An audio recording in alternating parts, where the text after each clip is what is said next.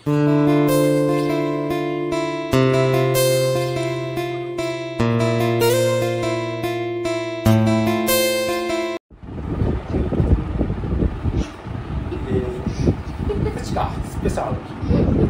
করা প্লেটটা।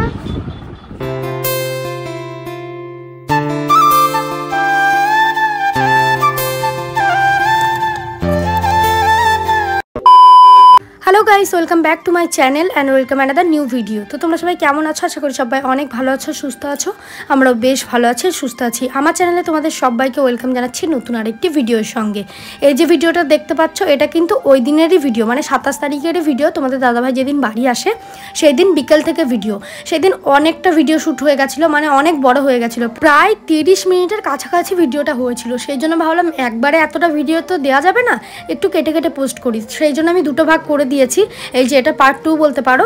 তো দেখো, আমরা তো বিকালবেলায় ছাদে এসেছি, তোমরা দেখেইছো। আর ও এখন উপরের ওই ছাদটায় উঠেছে, মানে যেটা আমাদের 3 তলার ছাদ রয়েছে। এটাই তো বাইরে দিয়ে যে খোলা সিঁড়িগুলো হয় সেগুলো করা হবে। তো ও কোনো রকমে ওই যে সানসেটটার উপর পা দিয়ে দিয়ে উঠেছে। আমি ওকে মানা করলাম অনেকবার, আমার দেখো দেখেই ভয় লাগছে, কতটা উপরে উঠে গেছে। তারপরে ও পায়ে করে ফোনটা নিল, এবার আমাকে বলছে দেখো আমি একটা ভিউ নেব, কত সুন্দর লাগছে। দেখো আমরা কতটা নিচে দাঁড়িয়ে আছি আমরা দুজন, আর ও একদম চারিপাশের একটা ভিডিও শ্যুট করছে। বিকালবেলাটা একদম আমরা ছাদে এসে একটু আড্ডা দিই, হয়তো একটু কুরকুরে বা চিপস খেলাম, এইভাবে কিন্তু টাইম কেটে যায় আমাদের দুজনের। তো আমাদের দাদাভাই বাইরে খুব কমই যায়, মানে বিয়ের আগে তো সারাক্ষণ বাইরেই পড়ে থাকতো, কিন্তু বিয়ের পর থেকে ওই সন্ধ্যার দিকে একটু বেরোয়, 1 ঘন্টা কি 2 ঘন্টার জন্য গেলেও হার্ডলি 7:30 থেকে 8টার মধ্যেও বাড়ি চলে আসে। তাও আবার কোনোদিন যায় কোনোদিন যায় না। এই ছেলেই বিয়ের আগে 1টা 12টার আগে কোনোদিন বাড়ি ফিরতো না। কত ঝগড়া করতাম এই মানে বাড়ি আসা নিয়ে, আর তাকে এখন বলতে হয় না, সে এখন কোনোদিন গেল কোনোদিন যায় না, আর গেলেও ওই খুব তাড়াতাড়ি বাড়ি চলে আসে, 8টা 10 20 এর মধ্যে বাড়ি ফিরে আসে। তো এই জিনিসটা ওর প্রচুর পরিমাণে চেঞ্জ হয়েছে, আর কিছু চেঞ্জ হোক বা না হোক। তো এই যে দেখো ভিউটা, জাস্ট দেখো, ওই যে পাকা রাস্তা দেখতে পাচ্ছ, ওই সাইডে রেল লাইন দেখতে পাচ্ছ, জাস্ট ওয়াও লাগছে। শুধুমাত্র সন্ধ্যা লেগে গেছিলো বলে ভিউটা অতটা ভালো আসেনি, মানে ক্লিয়ার আসেনি, তবে জাস্ট অসম। দেখো বাড়ির সামনে দিয়ে রাস্তাটা দেখো কি সুন্দর লাগছে, তাই না? তো চলো এবার কয়েকটা কথা তোমাদেরকে বলি। কালকে ভিডিওতে তোমাদেরকে আমি বেশ কিছু কথা শেয়ার করেছি। এবার তোমরা হয়তো ভাবছো আমি এতদিন তাহলে কেন বলিনি, বা আমরা যখন বলতাম তখন তুমি কেন সেগুলো বলতে না। দেখো কেউই চাইবে না তার ফ্যামিলি প্রবলেমগুলো সোশ্যাল মিডিয়ায় আনার, বা আমি কখনো চাই না আমার ফ্যামিলি প্রবলেমগুলো দিয়ে আমি ভিউজ কামাই বা ইনকাম করি। তো সেই কারণে আমি সবসময় চেষ্টা করেছি একটা ভালো সম্পর্ক বজায় রাখার, আর সেই ভালোটুকুনি তোমাদের সামনে তুলে ধরার।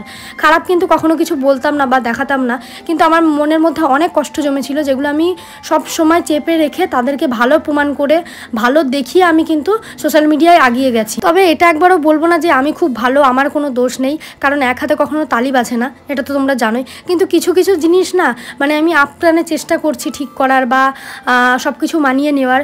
কিন্তু সত্যি কথা তোমরাই বলো যে একদিক থেকে কখনো চেষ্টা করলে কোনো কিছু হয়? কখনোই না। আর তোমরা একটা জিনিস জানো, বিশেষ করে যারা ফৌজি ওয়াইফ রয়েছে, তাদেরকে ঠিক কী কী ফেস করতে হয়। তাদের হাজব্যান্ডরা যেহেতু বাড়িতে থাকে না, তাদের সংসারে যে কত রকমের প্রবলেম হয় সেটা শুধুমাত্র তারাই জানে। প্রত্যেকটা ফৌজি ওয়াইফ হয়তো হার্ডলি 1টা কি 2টো বেরোবে 1000টার মধ্যে।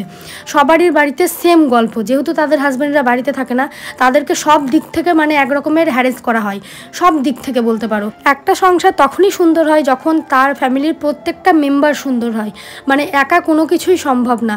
আর আমার ইন্টেনশন কখনো ছিল না যে আমি এখানে, শুধু আমার বলে না, একটা মেয়ে কখনোই এসে শ্বশুরবাড়িতে ঝগড়া করবো বলে আসে না, সবার সঙ্গে মানিয়ে গুছিয়ে থাকবো বলেই আসে।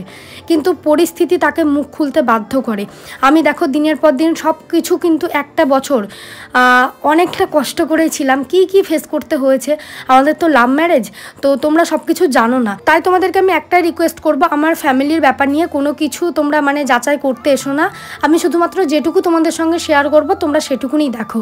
একটাই কথা বলবো, হ্যাঁ আমার হাজব্যান্ড আমার পাশে আছে, আর সে কেন পাশে আছে এবার নিশ্চয়ই তোমরা বুঝতে পারছো। যদি আমার দোষ থাকতো সে নিশ্চয়ই আমার হাতটা ধরে থাকতো না। এখানে একটা মজার কথা বলি, একটুখানি ওই বিষয়টা থেকে সরে আসি। তোমাদের দাদাভাই ফুচকা নিয়ে এসেছে, তো ওকে আমি 2-3টে জায়গা দিয়েছি, একটা মানে আলু রাখার জন্য, একটা জল রাখার জন্য। তারপরে ও আবার প্লেট বার করতে এসেছে, তো ওকে আমি সেটাই বলছি, তুমি কি আমাকে ফুচকা খাওয়া শেখাচ্ছ? যাচ্ছ, কত জায়গা লাগে তোমার। তো প্রথমে একবার ঘুরিয়ে দিলাম, প্লেট দিলাম না, তারপরে আবার এসেছে প্লেট নেওয়ার জন্য। সেই প্লেটটা নিয়ে গিয়েই তবে ছাড়লো। মানে ও প্রচুর কি বলতো কাজ বাড়াতে পারে, মানে যে কাজটা একটা জিনিসে হয়ে যায়, প্রচুর জিনিসপত্র নোংরা করে, সেগুলো আমাকেই ধুতে হয়। সেই জন্য আমি প্লেটটা দিতে চাইছিলাম না, সেই তো আমাকেই ধুতে হবে। আর 2-3টে জিনিস আমি দিয়েছি, আবার সেই সেম।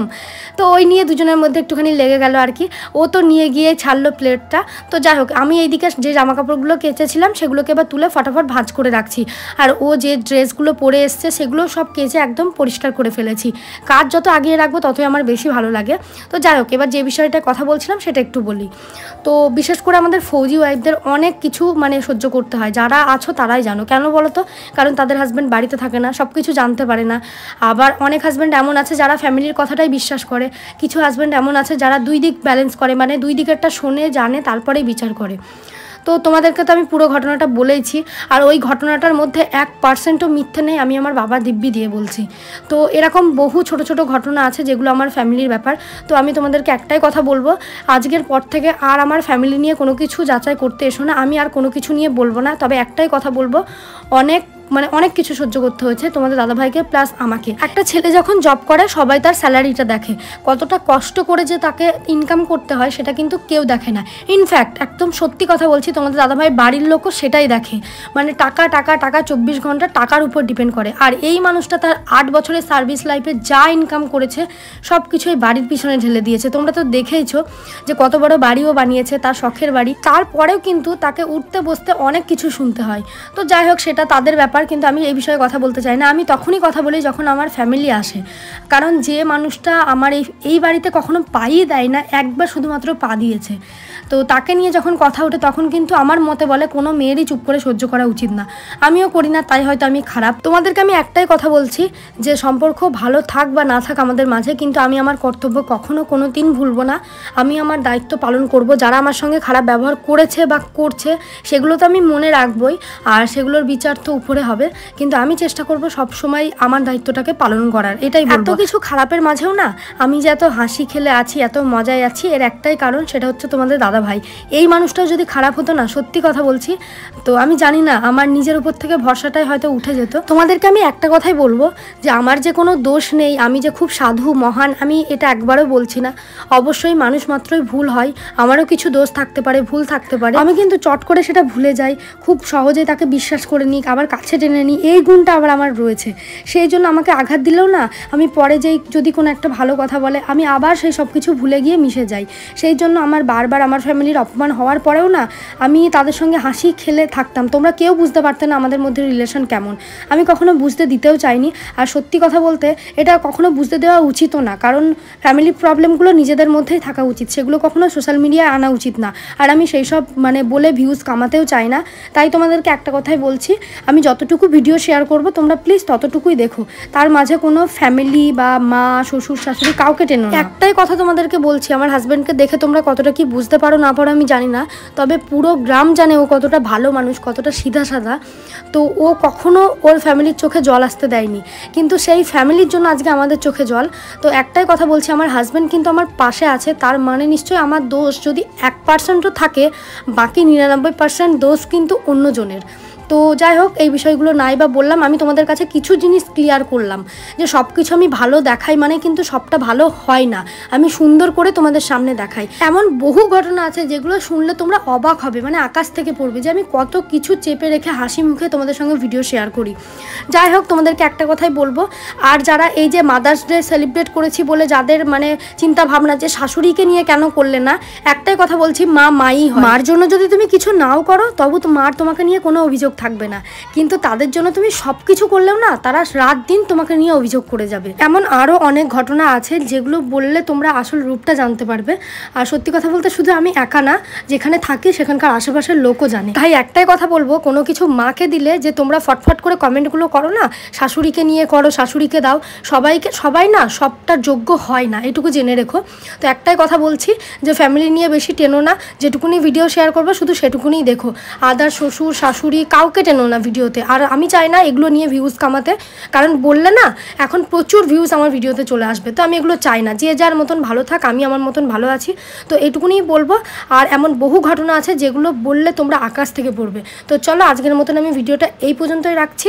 লাস্ট একটা কথাই বলবো, আমার হাজব্যান্ড আমার সাথে আছে, বাস এটাই আমার জীবনে অনেক। তো চলো টাটা সবাইকে।